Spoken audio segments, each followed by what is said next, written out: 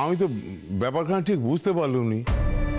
সকাল সকাল আমার ফোন করে বলা হলো যে আমি যদি এক্ষুনি বাড়ি থেকে বেরিয়ে না আসি তাহলে নাকি ওই পুলিশ দিয়ে আমার তুলে নিয়ে আসবে।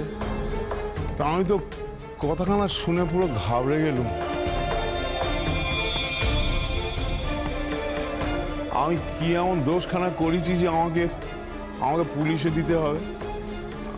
আমি যা করেছিলাম তাতে যদি আমার কোনো দোষ হয়ে থাকে তার জন্য আমি মাপ চাইছি, কিন্তু আমি তো নিজের ইচ্ছে কিছু করিনি। আমাকে যেমন বলা হয়েছে আমি তো তেমনটি করেছি।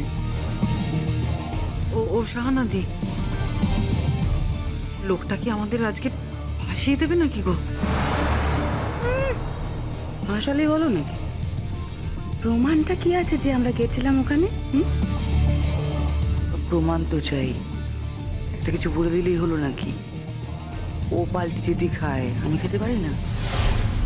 ভালো কি, তুমি যাদের যাদের বলেছিলে আমি সকলকে এখানে ডেকে ফেলেছি। এবার তুমি বলো কি করতে হবে। ওই তো সর্বজয়ী ছুটি। হ্যাঁ, এসো এসো এসো, তোমরা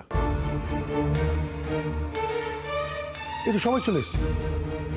হ্যাঁ বাবা, আমার যা প্রমাণ দেবার আমি দিচ্ছি। তার আগে বাবা, আপনার যদি কাউকে কিছু বলার থাকে আপনি বলে নিতে পারেন।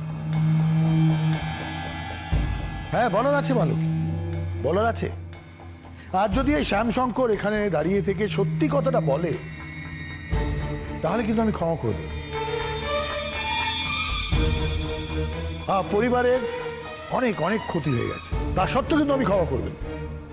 কিন্তু আর যদি এই শ্যামশঙ্কর মিথ্যে কথা বলে তাহলে কিন্তু আমার হাতে আর কিছুই থাকবে না।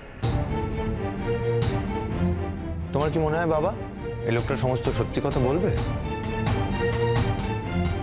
না, বলবে না। এই ধরনের মানুষ কোনোদিন সত্যি কথা বলে না, বলতে জানে না, আর বলতে পারেও না।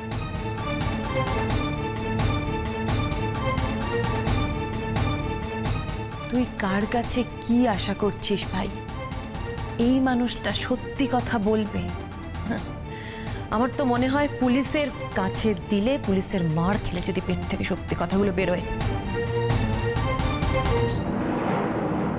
সবাই মিলে আমাকে অপমান করবেন বলেই বুঝি এখানে আমাকে ডেকেছেন?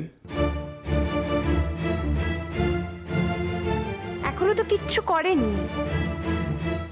আর হ্যাঁ, কে কি করবে সেটা আমি জানি না।